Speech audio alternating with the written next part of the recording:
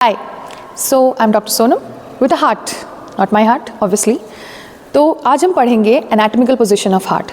But before knowing the anatomical position of heart, we should know कि क्या क्या parts हैं, right? Heart के क्या क्या parts होते हैं और उससे पहले heart को रखेंगे किस पे? हार्ट को किस पे रखेंगे? एनाटॉमिकल पोजीशन जानने के लिए हम रखेंगे लेफ्ट हैंड पे. लेफ्ट हैंड होना चाहिए आपका मिडिल में, क्योंकि हार्ट कहाँ लोकेटेड होता है? मिडिल मीडियस्टिनम में. तो आप ये सोचेंगे कि फिर मैम राइट हैंड क्यों नहीं यूज़ कर सकते जब मिडिल में है? तो इसलिए नहीं यूज़ कर सकते क्योंकि हार्ट का जो लेफ्ट पार्ट है that is forming the apex, जो लेफ्ट वेंट्रिकल एक्चुअली वो प्रोमिनेंट स्ट्रक्चर है टुवर्ड्स द लेफ्ट, ऑब्वियसली. ठीक है, प्रोमिनेंटली टुवर्ड्स द लेफ्ट है, इसीलिए हम लेफ्ट हैंड का यूज़ करते हैं for knowing the anatomical position of the heart. So let's start. तो मैंने बताया था आपको ये है पेरिकार्डियम, बाहर की तरफ है फाइब्रस पेरिकार्डियम, अंदर की तरफ है सीरस का पैराइटल लेयर. ठीक है, सीरस पेरिकार्डियम का पैराइटल लेयर.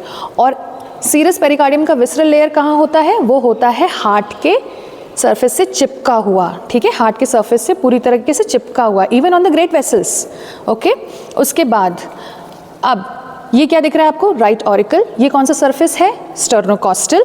ग्रेट वेसल्स में क्या क्या दिख रहे हैं? पल्मोनरी ट्रंक, असेंडिंग आयोटा जो कि लेफ्ट वेंट्रिकल से आता है, लेफ्ट वेंट्रिकल से असेंडिंग आयोटा, और फिर arch of iota, arch of iota और उसके पार्ट्स, सॉरी उसकी ब्रांचेस. ठीक है, तो राइट साइड में जो ब्रांच है उसको हम बोलेंगे ब्रेकियोसेफेलिक ट्रंक, और लेफ्ट साइड में जो दो ये आपको दिख रहे हैं, एक है common, left common carotid and left subclavian, left subclavian. Okay, so this was about the iota. Pulmonary trunk तो आपने देख लिया जो कि राइट वेंट्रिकल से आ रहा था.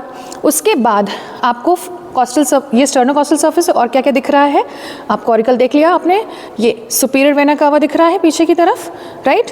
अब हम बात करते हैं नीचे के सरफेस की, दैट इज डायफ्रामेटिक सरफेस. तो ये है आपका डायफ्रामेटिक सरफेस. जब हम देखते हैं डायफ्रामेटिक सरफेस को तो लेफ्ट साइड कौन बना रहा है? Left ventricle. राइट साइड कौन बना रहा है? Right ventricle. और बीच में है पोस्टीरियर इंटरवेंट्रिकुलर ग्रूव. तो आपका नेक्स्ट क्वेश्चन होना चाहिए कि एंटीरियर इंटरवेंट्रिकुलर ग्रूव कहाँ है? एंटीरियर है यहाँ, between the left ventricle, this one, and the right ventricle. ये है anterior interventricular groove. Anterior interventricular groove ही पोस्टीरियर इंटरवेंट्रिकुलर ग्रूव की तरह कंटिन्यू कर रहा है पीछे. वेसल्स मैं अभी नहीं बताऊंगी, वेसल्स हम नेक्स्ट वीडियो में देखेंगे. और साथ में आपको क्या दिखेगा? ये है लेफ्ट ऑरिकल. लेफ्ट ऑरिकल, ये था राइट ऑरिकल, ये है लेफ्ट ऑरिकल. ये एट्रियम के कान होते हैं, राइट एट्रियम का कान राइट ऑरिकल और लेफ्ट एट्रियम का कान है लेफ्ट ऑरिकल, राइट. ये है, सामने से देख लिया हमने दो सर्फेसेस, एक है स्टर्नोकॉस्टल और नीचे जिस पे जो मेरे हाथ पे रेस्ट करेगा वो है डायफ्रामेटिक सरफेस, राइट. अब पीछे हम देखते हैं क्या है. पीछे है आपका बेस ऑफ हार्ट.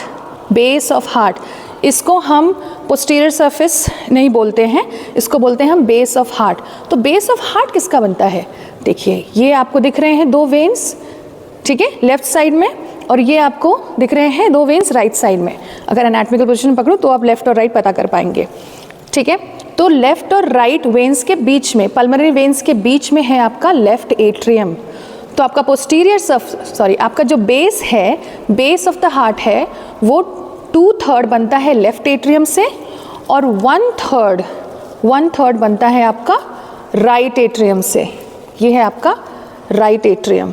ठीक है, तो राइट एट्रियम 1/3 में कंट्रीब्यूट कर रहा है और बाकी पूरा 2/3 जो है वो लेफ्ट एट्रियम कर रहा है. Left atrium on the lateral, left 2/3 और right 1/3 is right atrium, right. तो ये पीछे होना चाहिए. तो base, sternocostal surface, diaphragmatic surface. Right and left surface भी होते हैं, उसे हम बाद में देखेंगे.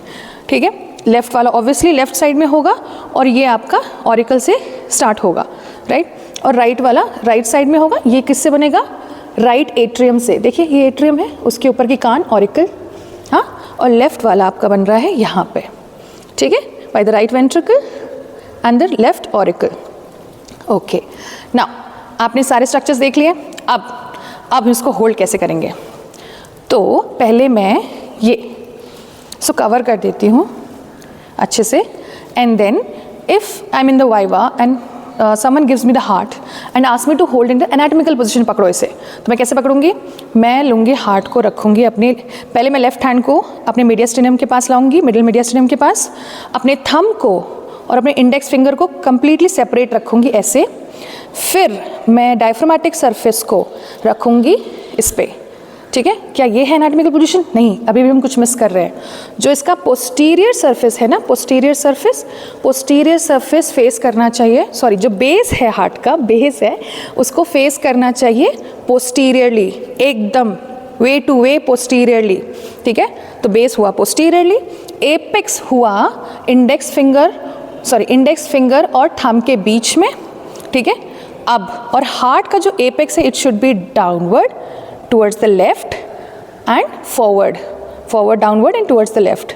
Base posteriorly, apex between the index finger and thumb facing forward, downward and towards the left. So this is the anatomical position of the heart. This is how the heart is present in your body. ऐसे होता है heart आपकी body में, middle मीडियस्टिनम में।